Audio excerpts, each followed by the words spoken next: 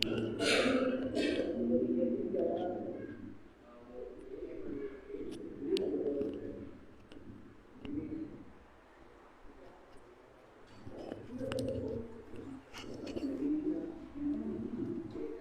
jawab komentar. Jangan jawab komentar.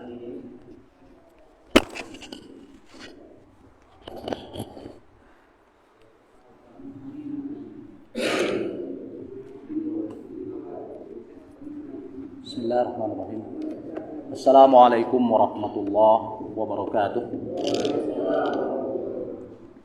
Innal hamdalillah nahmaduhu wa nasta'inuhu wa nastaghfiruh wa na'udzu billahi min shururi anfusina wa min sayyiati a'malina.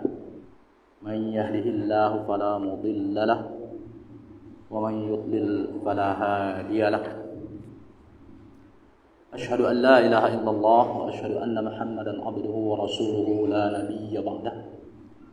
Allahumma salli wa sallim ala nabiyyina Muhammad wa ala alihi wa sahbihi wa man tabi'a hudah ila yaumil qiyamah, amma ba'd. Alhamdulillah, pada kesempatan yang berbahagia ini kita kembali dapat lanjutkan pengajian kita yang sempat tertunda beberapa pekan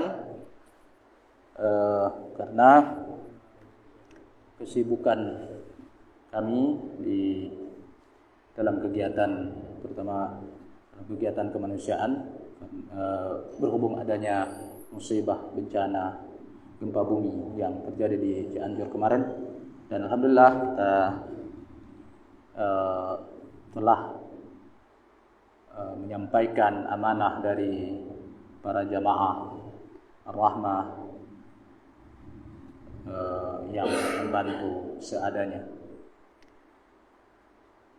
Dan tentunya ini menjadi pelajaran bagi kita semua bahwa apabila Allah Ta'ala mau, maka cepat sekali Allah menghilangkan nikmat yang mungkin kita masih rasakan. Siapa yang mengira jam 1 siang tiba-tiba rumah roboh dengan adanya gempa? Dan itu bisa dirasakan dimanapun, termasuk di Bekasi, di Jakarta. Tidak ada yang bisa membayangkan itu. Tiba-tiba semua yang kita bangun roboh hanya dalam hitungan 15 detik. Bukan cuma rumah yang roboh, orang-orang tercinta pun yang kebetulan tertimpa bangunan itu hanya bisa kita temukan mayatnya saja di balik puing-puing itu. Bagaimana rasanya coba? Dan ya itulah makanya kita bersyukur kepada Allah Ta'ala bahwa kita bukan yang terpilih untuk mendapatkan musibah. Dan ingat, musibah itu pada hakikatnya ya semua dari Allah Ta'ala pasti baik akibatnya bagi orang-orang yang beriman. Tapi kita tidak ada manusia secara normal menginginkan musibah. Makanya dalam sebuah hadis Rasulullah SAW mengajarkan doa. Apabila kita melihat orang lain tertimpa musibah, maka kita mengucapkan apa? Alhamdulillahillazi afana mimma btalaka bihi wa faddalana ala katsirin mimman khalaqa tafdila. Nah, ini kalau bisa dihafalkan. Kalau tidak hafal, cari bukunya, ditulis di atas kertas. Jadi kata Rasulullah SAW, ini hadis dari Umar bin Khattab radhiyallahu anhu. Siapa yang melihat seseorang tertimpa musibah lalu dia membaca doa ini, maka dia tidak akan terkena musibah itu seumur hidupnya. Maka kalau kita melihat atau mendengar musibah yang menimpa orang-orang, maka itu acara di televisi misalnya, ada kecelakaan kah, pokoknya yang namanya musibah, maka disunnahkan kita untuk mengucapkan doa ini, alhamdulillahillazi afana mimma batalaka bihi wa faddalana ala katsirin mimman khalaqa tafdila. Segala puji bagi Allah yang telah menyelamatkan kami dari apa yang menimpamu dan memberikan fadilah. Fadilah itu artinya kelebihan, karunia dibanding dengan banyak makhluk Allah yang lain. Nah, itu ikhtiar, bagian dari ikhtiar. Karena yang namanya musibah itu kita tidak ada yang bisa menghindarkan musibah. Kita orang-orang beriman hanya ikhtiar dan berdoa, dan doa adalah bagian dari ikhtiar dari orang-orang yang beriman. Dan bukan berarti orang yang sudah tertimpa musibah maka dia pasti salah atau tidak juga. Karena setiap musibah yang datang menimpa pasti dia mengandung 3 hal. Yang pertama, dia adalah hukuman bagi orang-orang yang zalim, bagi orang-orang kafir misalnya. Dia adalah hukuman. Sementara bagi orang-orang yang beriman tapi dia lalai, maka musibah itu adalah teguran untuknya. Lalu bagaimana dengan orang-orang saleh, orang-orang yang tidak bersalah? Anak-anak kecil, apa dosanya? Tidak, bagi dia itu tidak dosa, tapi itu adalah pengangkat derajat dia di surga. Jadi satu musibah yang terjadi dimanapun pasti mengandung 3 unsur itu. Tidak bisa kita katakan, oh tempat itu tuh karena banyak maksiat makanya terjadi di situ. Kadang-kadang ada yang suka menyampaikan seperti itu. Itu jelas tidak berempati kepada korban, dan kita sebagai orang yang beriman tidak boleh seperti itu. Karena belum tentu juga kita yang tidak tertimpa musibah lebih baik. Bisa jadi kita mendapatkan istidraj dari Allah Ta'ala. Ukurannya bukan bahwa di situ paling banyak dosa atau tidak, bukan. Tapi memang Allah punya hikmah tersendiri kenapa dia memilih tempat itu. Jadi ada hikmahnya tersendiri. Dan setiap orang-orang yang beriman hendaknya mengambil pelajaran dan berbaik sangka kepada Allah Ta'ala. Bagi orang-orang yang korban, kita berdoa mudah-mudahan itu adalah bagian dari penghapus dosa mereka. Karena dalam hadis Rasulullah SAW mengatakan, musibah apapun yang menimpa ma'asaba min musibatin hatta syaukata yushakuha illa kafarallahu bihi khati'atuh. Tidaklah seorang muslim itu tertimpa suatu musibah, bahkan sampai dia tertusuk duri sekalipun, kecuali itu akan menjadi penghapus dosa baginya. Itu hadis Aisyah radhiyallahu anha. Dan juga ada riwayat Abu Hurairah. Bahkan dalam riwayat Abu Hurairah itu Rasulullah SAW mengatakan dalam Sahihain ini, dalam Sahih Bukhari, "May yuridillahu bihi khairan yusib minhu."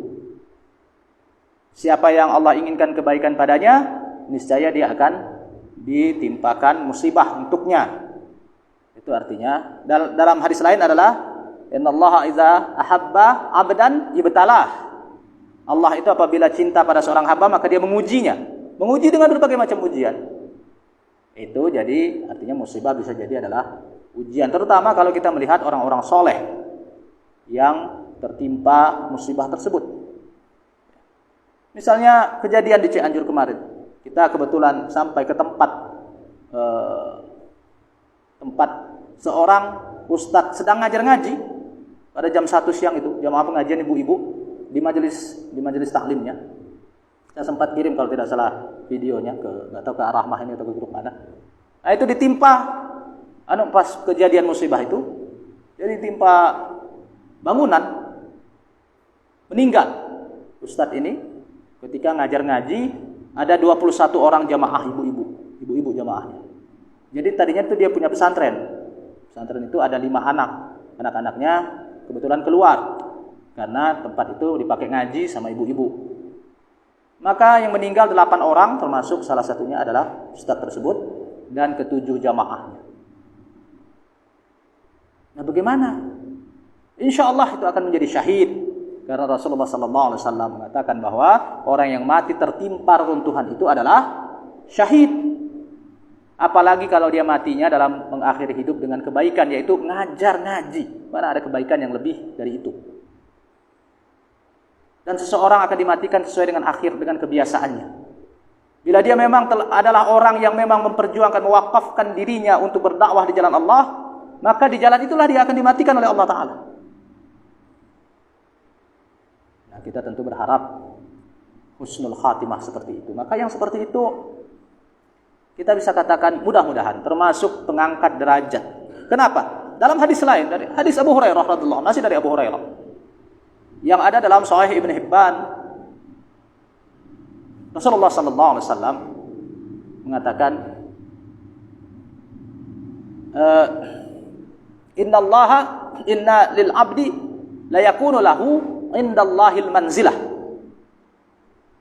la yablughuha bi amalin fama yazalu yabtaliha bima yakrahu hatta yuballighahu iyyaha. Sesungguhnya Allah itu punya hamba-hamba yang mana Allah telah tetapkan ada derajat baginya di sorga nanti, yang mana dia tidak mampu mencapainya dengan amal selama hidupnya. Katakan dia mau beramal selama 100-200 tahun pun dia tidak akan mencapai derajat itu dengan amalnya. Mau dia sholat berapa banyak pun. Tapi Allah telah menetapkan tempat itu. Bagaimana caranya supaya dia dapat mencapai tempat itu? Maka Allah senantiasa mengujinya dengan apa? Bima yakrahu. Bima yakrah. Ada kalimat itu. Mengujinya dengan apa yang dia tidak suka. Apa yang memberatkannya, membuat dia sedih. Itu makna bima yakrah. Karena ujian Allah itu bisa bima yakrah, bisa bima yuhib. Bisa ujian yang menyenangkan. Kekayaan itu ujian. Tapi bukan ujian yang begitu yang dimaksud di sini. Tapi ujian yang bima yakrah, yang dia tidak suka, menyulitkannya, menyakitkannya, membuat dia sedih, hatta yuballighahu iyyaha, sampai Allah membuat dia bisa mencapai tempat manzilah itu tadi. Bahkan dalam hadis lain dari Jabir radhiyallahu an dalam Sunan At-Tirmizi, seingat saya, Rasulullah SAW mengatakan nanti di akhirat orang-orang yang selamat kayak kita gini, ya semoga kita selamat terus. Nanti di akhirat akan iri melihat orang-orang yang tertimpa musibah. Oh, kalau begitu sih, tahu begitu mendingan saya aja yang ditimpa musibah kemarin. Kenapa? Ketika dia melihat betapa besarnya pahala yang dibawa oleh orang-orang yang tertimpa musibah itu, diampunkan dosanya dan macam-macam. Allah memberikan fadilah dan pahala kepada orang-orang yang tertimpa musibah. Tapi meski begitu bukan berarti kita minta musibah, enggak. Karena Rasulullah sallallahu alaihi wasallam sendiri yang mengajarkan kepada kita untuk senantiasa minta kepada Allah yang baik-baik saja. Was'alullaha al-afiyah. Mintalah kepada Allah yang baik-baik saja. Tidak boleh seorang minta kecelakaan untuk dirinya. Cuman kalau itu sudah terjadi, sudah terlanjur terjadi, makanya hendaknya kita berbaik sangka kepada setiap muslim dan mengambil ibrah juga. Mengambil ibrah. Artinya mengambil ibrah itu ya mengambil pelajaran bahwa dengan kejadian ini kita yakini ada 3 unsur tadi itu, bahwa dia bisa hukuman, bisa teguran, bisa pula pahala atau peningkat derajat bagi orang-orang yang tertimpa musibah tersebut. Nah, kita harus untuk diri kita sendiri, kita harus meyakini ini adalah teguran dari Allah dan pasti akan ada kebaikan dari apa yang terjadi tersebut. Kira-kira seperti itulah yang bisa kita ambil. Nah, maka apa yang harus dilakukan oleh orang-orang yang selamat seperti kita ini? Ya, banyak-banyak membantu. Banyak-banyak membantu, bukan banyak-banyak nyinyir. Dan juga bukan banyak-banyak bikin heboh. Nyebar bisi misalnya. Ada bantuan misalnya dari gereja atau apa misalnya. Ya terus kenapa kalau memang ada? Tidak ada yang bisa melarang orang dari kelompok manapun, dari agama manapun untuk membantu orang lain. Berbeda kalau misalnya berdakwah, punya misi, karena itu ada delik SKB 3 menteri di mana seorang tidak boleh menyebarkan agama kepada orang yang telah beragama. Tapi kalau misalnya berbantuan dari pihak manapun, ya selama tidak ada unsur itu, tidak ada yang bisa menolaknya. Dan juga hatta dalam syariat pun itu juga tidak bisa ditolak kalau tidak ada maksud-maksud yang jelek di balik itu semua. Tapi apa yang harus kita lakukan? Ya kita yang harus melakukannya, kitanya sendiri sudah nyumbang berapa untuk itu gitu. Oke, itu sekedar pengantar kali ya, pengantar bahwa dari apa yang kita lakukan dan juga dalam bentuk pelaporan lah dari kami yang berangkat dan juga membawa salah satunya donasi dari jamaah Ar-Rahmah. Baik, kita kembali kepada kitab kita. Lanjutan dari kemarin, seingat saya pada edisi lalu. Ini pengajian ini nanti bisa dilihat rekamannya di channel YouTube. Kalaupun saya sempat menguploadnya, karena channel pribadi. Kita telah membahas tentang sekilas tentang biografi Al-Imam Al-Qurtubi, lahir di mana dan di masa apa, yaitu di abad ke-6 Hijriah. Kira-kira beliau lahirnya di awal-awal abad tersebut, di mana beliau lahir di Andalus, atau Andalus itu Spanyol, Cordova sekarang. Dan kita juga sudah membahas terjadinya peperangan antara Maroko versus Spanyol. Daulah Muwahhidun. Dari Daulah Muwahhidun itu ibu kotanya di Maroko.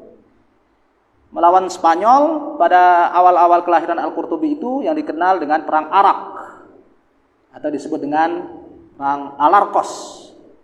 Pada tahun 1190-an, 195 Masehi. Dan dimenangkan oleh siapa yang menang kemarin? Enggak, bukan sepak bola, Pak. Enggak, Bapak bicara sepak bola, Pak. Ya, tapi betul, Maroko yang menang. Bukan Maghrib, Muwahhidun, Daulah Muwahhidun namanya. Di bawah pimpinan Abu Yusuf Yaqub Al-Mansur. Tapi memang berhubungan sih kali ya. Itu kemarin. Portugal. Portugal itu termasuk dari, kalau tidak salah, Portugal itu dalam perang Arak. Dalam perang Arak Portugal itu kalau tidak salah bersekutu dengan Maroko melawan Spanyol. Lalu dalam perang berikutnya 30 tahun kemudian namanya Perang Uqab. Maroko yang kalah, Muwahhidun yang kalah. Kemarin sudah kita ceritakan. Silakan dicek kembali dari kajian kemarin. Kenapa pada perang Arak menang kaum muslimin? Karena khalifah pada waktu itu betul-betul menyadarkan, melakukan taubat nasional dulu sebelum melakukan peperangan. Segala macam kemaksiatan diberantas, kezaliman dihilangkan, dan semua orang, semua pasukan diajak untuk berzikir kepada Allah Ta'ala. Jadi betul-betul dikembalikan kepada penyerahan diri kepada Allah Ta'ala. Maka Allah pun mengaruniakan kemenangan kepada mereka di perang Alarkos. Lalu 30 atau 40 tahun kemudian terjadi pembalasan dari pihak Spanyol, pasukan salib, dan Muwahhidun berhasil dikalahkan. Waktu itu dalam perang namanya Perang Uqab. Maka kita tidak tahu nanti apa hasil semifinal ini. Balik lagi ke situ.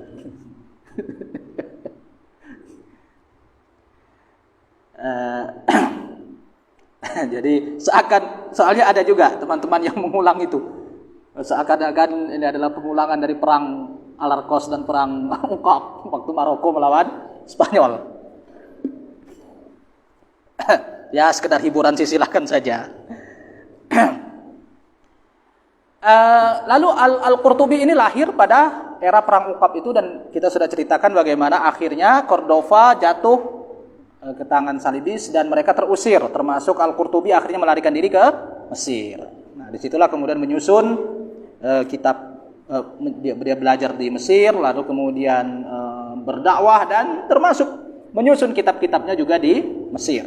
Maka kitab ini pun, kitab tafsir Al-Qurtubi ini pun disusun di Mesir dan sampai akhir wafatnya beliau. Nah, dan kita juga sudah jelaskan beberapa hal. Sekarang pada waktunya tidak lama lagi, kita akan baca pengantar dari Al-Imam Al-Qurtubi setelah beliau membuka dengan bismillah dan mengucapkan salawat kepada Nabi sallallahu alaihi wasallam, dan beliau kemudian memuji kepada Allah. Alhamdulillahil mubtadi bihamdi nafsihi qabla an yahmadahu hamid. Segala puji bagi Allah yang memulai dengan pujian untuk dirinya sebelum ada yang memujinya. Wa asyhadu an la ilaha illallah wahdahu la syarikalah, ar-rabbus samadul wahidu, al-hayyul qayyumul ladzi la yamutu, dzul jalali wal ikram, dan seterusnya. Kemudian di sini beliau mengungkapkan apa keutamaan dan keagungan Al-Quran itu sendiri yang mengandung Al-Quran sebagai pedoman, pegangan dari kitab suci, maka harus ada penafsirannya, di mana beliau menyitir firman Allah Ta'ala misalnya dalam surah Al-An'am ayat 38, ma farratna fil kitabi min syai', tidak kami ada tinggalkan apapun dari Alkitab itu, maksudnya semua telah kami singgung baik langsung maupun tidak dalam Alkitab. Khataba bihi awliya'uhu wa fahimu. Allah Ta'ala dalam Al-Quran ini berbicara kepada para walinya, para hamba yang Allah dekatkan, maka mereka pun memahaminya. Bagaimana mereka memahaminya? Mereka memahaminya dengan ilmu. Maka kita tidak akan bisa memahami isi Al-Quran kalau kita tidak punya ilmunya. Itulah pentingnya belajar tafsir. Apalagi kita yang bukan orang Arab, yang jangan kata memahami isinya, membacanya pun kadang-kadang suka banyak yang keliru. Maka nanti kita akan termasuk dalam kajian ilmu tafsir ini adalah termasuk ilmu membaca Al-Quran supaya tidak terjadi kesalahan-kesalahan. Karena kalau terjadi kesalahan dalam membaca Al-Quran, apalagi dilakukan oleh para imam sholat, yang nggak ngerti mungkin tidak terasa, tapi yang ngerti itu terasa. Ini kalimat ini jelek sekali. Waqaf ibtida sebagaimana yang saya pernah singgung kemarin. Kenapa itu bisa terjadi? Karena orang tidak ngerti artinya sehingga dia tidak tahu berhenti di mana, mulai dari mana. Kadang-kadang dalam satu kata mulai dari tengah kata. Bagi yang ngerti. Nah, paling tidak ini harus dimengerti ketika kita membaca, setidaknya kita mengerti arti per kata sehingga paling tidak tahu waqaf di mana, ibtida di mana. Nah, itu yang kita perhatikan, banyak yang melakukan kekeliruan dalam hal itu. Nah, orang-orang yang dekat dengan Al-Quran, sebagaimana kata Imam Al-Qurtubi di sini, dengan Al-Quran ini wa bayyana lahum fihi muradahu fa'alimu. Allah Ta'ala dengan Al-Quran ini menerangkan apa maksudnya isi kitab ini, maka para wali Allah, para ulama dan orang-orang yang belajar Al-Quran itu tadi mengetahui apa isinya. Wa qara'atul Qur'ani hamalatus sirrillahil maknun. Maka orang-orang yang membaca Al-Quran, Al-Qurra adalah pembawa rahasia Allah yang tersembunyi. Wa hafazatu ilmihil makhzun, dan penjaga ilmunya yang terdapat di dalam perbendaharaan Allah. Wa khulafa'u anbiya'ihi wa umana'uh, dan mereka adalah pengganti dari para nabi dan pemegang amanah risalah dakwah ini. Itulah para ahlul Quran. Wa hum ahluhu wa khasatuhu wa khiratuhu asfiya'uh. Orang-orang yang dekat dengan Al-Quran, mempelajari Al-Quran, termasuk yang hadir di majelis tafsir, itulah orang-orang yang ahluhu, keluarganya Allah. Maksud keluarganya Allah ini maksudnya ahluhu wa khasatuhu, orang-orang istimewa di sisi Allah, orang-orang pilihan Allah. Sebagaimana Rasulullah sallallahu alaihi wasallam bersabda, "Inna lillahi ahlina minna." Qalu ya Rasulullah man hum? Qala hum ahlul Quran, ahlullahi wa khasatuh. Akhrajahu Ibnu Majah fi sunanihi wa Abu Bakar al-Bazzar fi musnadih. Dalam hadis Rasulullah sallallahu alaihi wasallam menyebutkan, innalillahi ahlin, sesungguhnya Allah itu punya al-ahl, itu kalau diterjemahkan secara terlek artinya keluarga. Maksudnya di sini adalah orang-orang yang khusus, dekat dengannya. Ahlin. Maka para sahabat bertanya, siapa itu ya Rasulullah? Rasulullah menjawab, hum ahlul Quran, ahlullahi wa khasatuh. Mereka adalah ahli Al-Quran, yaitu yang merupakan orang-orang spesial di sisi Allah. Dialah keluar ahlullah dan orang-orang spesial di sisi Allah. Hadis ini diriwayatkan oleh Ibnu Majah. Dan saya ingat hadis ini tidak diriwayatkan oleh para ulama lain dalam kutubut tis'ah, hanya dalam Ibnu Majah seingat saya. Makanya dia dimasukkan oleh Al-Imam Al-Busiri dalam kitab Misbahuz Zujajah fi Zawaid Ibnu Majah. Saya pernah baca. Dan dari Ibnu Majah, hadis ini diriwayatkan dari jalur Abdurrahman bin Mahdi, dari Haddatsan Abdurrahman bin Udail an abihi an Anas bin Malik. Seingat saya itu sanadnya. Dari Anas bin Malik radhiyallahu an, Rasulullah sallallahu alaihi wasallam bersabda, "Innalillahi ahlina." Ini. Innalillahi, sesungguhnya Allah mempunyai. Ini kadang orang membaca suka salah baca itu innalillahi wa inna ilaihi rajiun. Itu salah. Seharusnya gimana? Innalillahi, panjang nanya. Innalillahi wa inna ilaihi raji'un. Jadi bukan innalillahi wa inna ilaihi raji'un. Artinya beda. Kalau innalillahi artinya sesungguhnya kami adalah milik Allah. Kalau panjang nunnya innalillahi. Tapi kalau innalillahi sesungguhnya Allah yang memiliki. Nah, beda kan? Sesungguhnya Allah yang memiliki. Nah, ini hatta panjang pendek, tasydid itu perlu diperhatikan dalam pengucapan, hatta dalam ibadah kita sehari-hari. Nah, termasuk misalnya kalimat la ilaha illallah. Ingat tasydidnya. Jangan la ilaha illallah. Salah. Makanya yang qomat, tolong perhatikan, azan maupun qomat. La ilaha illallah. Jangan lupa tasydidnya. Tiada ilah, tiada sembahan kecuali Allah. Illa artinya Allah. Kecuali, selain. Tiada Tuhan selain Allah. Tapi kalau kita baca tidak ada tasydidnya, la ilaha illallah, ila artinya kepada. Maka artinya menjadi tidak ada Tuhan kepada Allah. Itu kalau tidak dibaca tasydid. Nah, makanya yang qomat dilatih supaya tidak salah dalam penyebutan ini. La ilaha illallah, ditasydidkan. Illallah. Jangan la ilaha illallah. Masih sering kita dengar seperti itu. Nah, itu. Kemudian Al-Qurtubi melanjutkan bahwa beginilah nanti kita umat Nabi Muhammad SAW ini akan menjadi saksi di hari kiamat sebagaimana firman Allah Ta'ala dalam surah Al-Baqarah, wa kadzalika ja'alnakum ummatan wasatan litakunu syuhada'a 'alan nas. Kalian dijadikan sebagai umat pertengahan yang nanti kita akan bahas tafsirnya dalam ketika bertemu dengan ayat ini, agar kalian menjadi saksi dari semua manusia dan umat-umat terdahulu. Ala wa innal hujjata 'ala man 'alimahu fa aghfalahu aukat minha 'ala man qasara anhu wa jahilah. Ingatlah bahwa sesungguhnya Al-Qur'an ini bagi orang yang sudah tahu tapi tidak mau mengamalkannya, maka dia akan menjadi hujjah. Hujjah itu maksudnya akan menjadi nanti di akhirat akan memberatkan dia. Nanti kenapa kamu kan tahu ini dosa. Kamu udah baca Al-Qur'an, ada dalam Al-Qur'an ini haram, ini dosa. Kenapa kamu masih lakukan? Nah, itu akan berat bagi orang yang mengetahui tetapi kemudian melupakannya. Waman utiya ilmul Qur'ani falam yantafi'. Siapa yang diberikan ilmu Al-Qur'an dan tidak bisa memanfaatkannya, wa zajarathu nawahiyu falam yartadi'. Udah dilarang ada ayatnya dalam Al-Qur'an ini haram, tapi dia tidak juga melakukannya, masih juga melanggarnya. Wartakaba minal ma'asimi qabihan wa minal jara'imi fuduha kana al-Qur'anu hujjatan alaihi.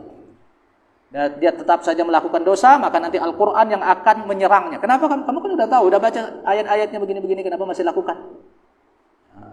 Makanya Rasulullah SAW mengatakan dalam sebuah hadis, Al-Qur'anu hujjatun laka aw alaika. Al-Qur'an itu bisa jadi hujjah yang membelamu atau malah memusuhimu. Jadi di akhirat bisa jadi Al-Qur'an pembela kita, memberi syafaat. Bisa jadi juga dia yang datang, pengetahuan kita terhadap Al-Qur'an itu maksudnya, untuk memberatkan kita. Menjadi saksi. Dia sudah membaca, dia sudah mengetahui, tetapi dia tidak patuh dan tidak tunduk pada petunjuk-petunjuk Al-Qur'an itu. Begitulah secara ringkas keutamaan Al-Qur'an dan apa fungsi Al-Qur'an itu dalam kehidupan kita. Berikutnya, wa ba'du, saya ringkas saja. Wa kemudian, falamma kana kitabullahi wal kafilu bi jami' ulumi syara'.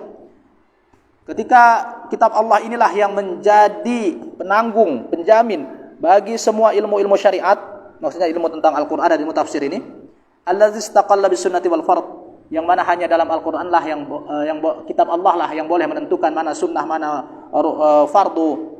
Wa nazala bihi aminus sama'i ila aminil ard, yang diturunkan dari pembawa amanah dari langit yaitu Jibril kepada pembawa amanah di bumi yaitu Muhammad sallallahu alaihi wasallam. Ra'aitu an ashtaqila bihi mada umri, maka aku merasa, Imam Qurtubi mengatakan, aku merasa untuk menyibukkan diri dengan ilmu tafsir Al-Qur'an ini sepanjang hidupku. Wa astafrighu fihi munnati, dan di situ juga aku mengisi waktu-waktu luang dan kehidupanku hanya dengan mengisinya dengan ilmu-ilmu Al-Qur'an ini. Bi an aktuba fihi ta'liqan wajiza, untuk menulis catatan kecil maksudnya tafsir yang 10 jilid. Ini 10 jilid ini. Ini jilid pertama. Dia katakan sebagai catatan kecil atau catatan ringan. Wa yatadammanu nukatan min at-tafsir wal lughat, yang mengandung tafsir dan ilmu bahasa nanti dalam. Makanya kenapa saya pilih tafsir Al-Qurtubi? Boleh dibilang dia adalah tafsir yang paling lengkap di antara yang lain-lain. Wal i'rab wa nuzulil ayat dan i'rab wal qiraat juga mengandung nanti qiraat, nanti perbedaan-perbedaan qiraat dalam membaca Al-Qur'an, karena nanti juga akan melahirkan perbedaan beberapa faidah-faidah hukum. Jami'an baina ma'aniha, untuk mengumpulkan makna-makna ayat tersebut, wa mubayyinan ma ushkila minhuma, dan apa yang yang sulit dipahami bisa diterangkan dalam tafsir ini bi aqawilis salaf. Pedomannya apa? Yaitu pendapat para ulama salaf tentang apa tafsiran dari ayat-ayat tersebut. Wa man tabi'ahum minal khalaf, dan para ulama belakangan yang mengikuti jejak mereka. Itulah antara lain. Ya, kemudian sebelumnya Al-Qurtubi mengatakan wa syarti fi hadzal kitab. Syarat, maksudnya metode saya dalam menulis kitab ini, Al-Qurtubi mengatakan idhafatul aqwali ila qailiha, akan setiap pendapat yang ada akan saya sampaikan, inilah orang yang mengatakan pendapat ini, menyandarkan pendapat kepada pemilik pendapat itu. Wal ahadits ila musannifiha, dan hadis-hadisnya juga disebutkan sumbernya dari mana, karena kebanyakan kitab tafsir sebelumnya tidak menyebutkan itu. Disebutkan saja hadis Rasulullah bersabda, tapi tidak disebutkan riwayat siapa. Gitu kira-kira maksudnya. Fa innahu yuqalu min barakatil ilmi ayyudhafal qawla ila qailih. Karena dikatakan bahwa salah satu bentuk keberkahan ilmu adalah perkataan itu harus ditimpakan kepada orang yang mengatakan pertama kali. Jangan dibilang itu adalah perkataan kita, tapi dibilang siapa ini yang mengatakan pertama kali, kita cuma menukil atau menyebutnya saja. Terakhir, kan waktu kita terbatas, wa sammaituhu bil jami' li ahkamil Qur'an wal mubayyin lima tadammanahu minas sunnati wa ayil furqan. Itulah judulnya. Al jami' li ahkamil Qur'an, kumpulan lengkap tentang hukum-hukum Al-Qur'an, wal mubayyin lima tadammanahu minas sunnati wa ayil furqan, dan menjelaskan apa yang dikandung dari as-sunnah dan ayat-ayat Al-Qur'an, Al-Furqan atau Al-Qur'an itu sendiri. Ja'alallahu. Itulah syarat. Kemudian beliau mengatakan, sebelumnya beliau mengatakan menyebutkan hadis-hadis dan menilai mana yang sahih, mana yang tidak, dan wa adribu an katsirin min qasasil mufassirin. Saya menghilangkan kisah-kisah yang sering disebutkan oleh para ahli tafsir, wa akhbaril mu'arrikhin illa ma la budda minhum wa la ghina anhu li tabyin, dan juga tidak menyebutkan kisah-kisah gini. Jadi dalam kitab-kitab tafsir itu banyak menyebutkan kisah-kisah yang kadang-kadang kisah-kisah tersebut itu juga bombastis, berlebihan, tapi tidak benar sanadnya. Nah, itu yang kemudian dikenal dengan istilah Israiliyat. Israiliyat artinya adalah kisah-kisah dari Bani Israel yang terdapat dalam kitab-kitab baik Taurat maupun Injil, baik yang asli maupun yang sudah dipalsukan. Maka itu kadang-kadang muncul dalam kitab-kitab tafsir berbagai macam kisah. Terutama kisah para nabi. Nah, Al-Qurtubi mengatakan saya menjauhi itu. Tapi pada prakteknya Al-Qurtubi sendiri masih melakukan itu. Jadi ada beberapa tempat, nanti akan kita masuk pada tafsirnya, beliau menukilkan kisah-kisah Israiliyat yang malah dhaif dan mungkar maknanya. Sebagaimana pernah saya sampaikan kajian lalu, misalnya kisah tentang ular. Bahwa Nabi Adam itu punya asisten seekor ular. Itu kisah Israiliyat. Dan iblis masuk dari ular itu. Makanya dia ketika membahas surah Al-Baqarah ayat 34 berbicara panjang lebar tentang hukum ular. Itu antara lain. Kedua, juga ada beliau ini dalam tafsirnya juga menyebutkan kisah-kisah yang mungkar biasanya di akhir-akhir itu. Misal, ketika menafsirkan surah Qaf, itu ada cerita Israiliyat. Qaf itu apa sih? Qaf wal Qur'anil Majid yang sering kita baca. Qaf itu adalah nama gunung katanya. Itu ada cerita dari riwayat dari Ibnu Abbas atau Ad-Dhahhak atau siapa gitu. Dan itu adalah kisah Israiliyat. Kisah yang didapatkan dari sumber-sumber Bani Israel. Bahwa Qaf itu adalah nama gunung yang besar dari Zamrud, lalu dia berkeringat gunung ini. Kisahnya gitulah kira-kira. keringatnya itu melahirkan gunung-gunung yang lain. Suatu ketika Zulkarnain yang diceritakan dalam surah Al-Kahfi berbicara dengan gunung Qaf ini. Bagaimana cerita dia melihat ada gunung-gunung yang banyak di samping Qaf itu. Kata Qaf ini itu adalah tetesan keringatku. Kisah-kisah seperti ini kisah-kisah bombastis yang Israiliyat yang juga mungkar, tidak ada sanadnya, dan karena makna-makna dalam Al-Qur'an itu harus berdasarkan pada wahyu. Antara lain seperti itu. Kemudian dalam surah Nun wal qalami wa ma yasturun, itu Al-Qurtubi juga menukil cerita Israiliyat juga yang dhaif, bahwa Nun itu adalah nama seekor ikan yang besar. Saya jadi teringat dulu, bapak saya pernah cerita waktu saya kecil, bumi ini di bawahnya apa? Saya tanya, bawahnya air. Di bawah air ada apa? Ada ikan Nun. Ikan Nun, dari mana dapat cerita? Ternyata memang ada itu riwayat, namanya ikan Nun. Nun itu adalah nama ikan besar yang menopang bumi ini. Itu cerita Israiliyat dan juga banyak ada yang mungkar juga di situ. Seekor ikan besar bernama Nun ini, atau ada nama lain itu saya lupa apa mereka menyebutnya. Itulah yang menopang bumi ini, berada di bawah laut sana. Perkara gaib yang kita tidak bisa membuktikan, dan juga apalagi kalau dengan asumsi bumi bulat. Artinya hal-hal Israiliyat yang tidak berdasarkan pada sumber wahyu. Juga beliau ada beberapa hal lain lah yang agak bombastis dan kadang-kadang mengandung kemungkaran. Misalnya ketika menafsirkan surah Al-Maidah, di mana mereka Bani Israel tidak mau masuk kota Palestina waktu itu dengan mengatakan inna fiha qauman jabbarin wa inna lan nadkhulaha hatta yakhruju minha. Di Palestina itu, di kota yang disuruh Nabi Musa masuk ke sana itu, ada orang-orang kuat dan kami tidak mau masuk ke dalamnya sampai mereka keluar.